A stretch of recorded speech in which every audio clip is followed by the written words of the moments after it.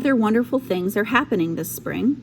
I passed the examinations with high marks, and Daddy gave his consent.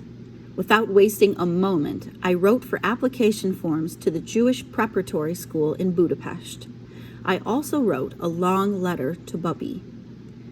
How marvelous it is to see my dreams come into sharper focus with every passing day. How marvelous it is to contemplate living in Budapest, meeting Bubby after school, going places with him. My brother knows everything about Budapest. That night, my daydreams are not laced with painful longing. They are anticipatory and real, and I fall asleep in a glow of happy excitement. There is a sharp knock on the window near my bed. In the next room, my parents are stirring. "They are here again," my father says in hushed tones. "I wonder what they want this time." "Please be polite to them," Mommy whispers. "It's always better to be courteous, even if they are rude.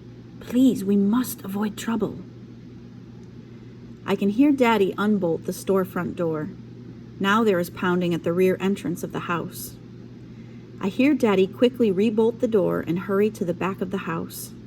I hear Mother's footsteps following him. The illuminated clock says 2:30 a.m. They always come unexpectedly in the middle of the night, the Hungarian military police.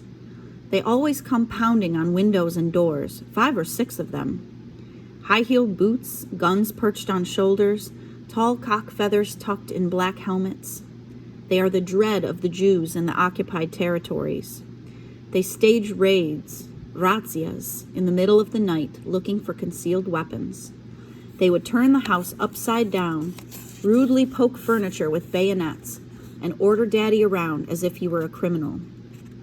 "You Jews harbor enemy aliens. You collaborate with the enemy. You want to sell out Hungary to the enemy."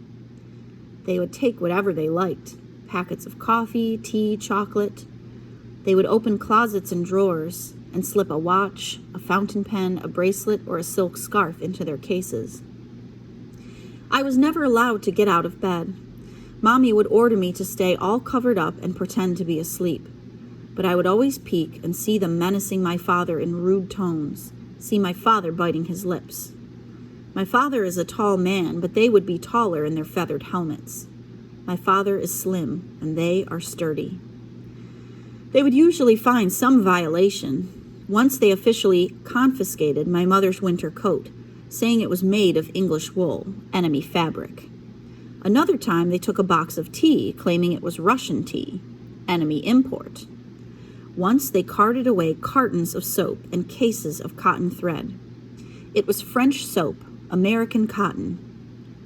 A severe charge, consorting with the enemy in secret. A summons for the violation was left on the dining room table, and my father had to appear at the police station the next morning, politely answer an endless row of absurd questions, and sign a confession to the crimes he committed, concealing English wool, French soap, American cotton, Russian tea under Hungarian labels. The fine was steep. Sometimes they detained my father for days. We lived in agony. Are they torturing him? Will they release him alive? There are voices in the kitchen. Why are they staying in the kitchen so long? Against my mother's orders, I tiptoe to the kitchen door and peer through the curtains. There, right in the middle of the kitchen, stands my brother, face flushed, talking excitedly to my parents. No one else is in the kitchen. Where are the police? "Bubby!" My surprise and joy knows no bounds. I rush into the kitchen barefoot, hugging him. "Bubby!" "Shh, let's keep still." My father is pale. "Let's all sit down now. Now, Bubby, tell us, slowly, quietly, what happened." The Germans invaded Budapest. On his way to school this morning, Bubby saw German tanks roll down Andrassy Ut. He saw a huge flag with a swastika on the Parliament building. He saw a long column of armored vehicles with Nazi flags move through Budapest's central thoroughfare.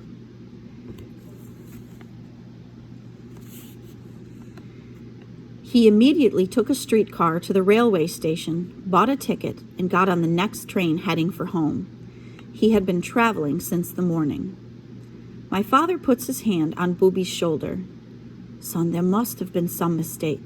How could Germans have invaded Budapest and the whole country know nothing about it? Not a word on the radio, not a word in the newspapers. How can it be? Mommy's voice is tense. We will see in the morning. The morning papers will surely headline the news. Then we'll know what to do. Let's go to bed quietly. In the morning, there is no news of the invasion. Bubby, I didn't tell anyone you came home last night. By now I'm sure it was a false alarm. I'm absolutely sure. I don't blame you for being frightened. I don't blame you for coming home. These are frightening times, Father says softly. Bubby's eyes catch a strange flame. He says nothing. But there's no reason for you to stay home and miss your classes. I think it's best for you to go right back. There's an express for Budapest at 1 p.m. But, Dad, I saw them. The tanks, the flags with swastikas everywhere, and the crowds. I heard them shouting, Heil Hitler. It must have been a demonstration, some kind of Nazi rally. If you leave on the 1 p.m. express, you can be on time for classes tomorrow morning. You shall have missed only 1 day of classes. Bubby averts his eyes. Father is to be obeyed. Mother concurs and packs a food parcel for my brother. I kiss my brother goodbye, and a savage stab of pain slashes my insides. We do not walk him to the station so as not to arouse suspicion. People would ask questions, and we have no answers. Bubby leaves for Budapest on the 1 p.m. express. At 1:20, Mr. Cardos, the lawyer down the block, whose son also studies in Budapest, comes running to our house. He received a telegram from his son. The Germans invaded Budapest. He wants to know if we heard anything from Bubby. Father turns white. At this moment, my son is on his way back to Budapest. What? He was here and you knew? You knew and didn't say anything? I did not believe him. No one had heard anything. There is nothing in the papers, on the radio. What shall we do now? I'm going to Budapest at once to bring home my son. For the first time in my life, I see my mother cry. She is a strong woman, always cheerful and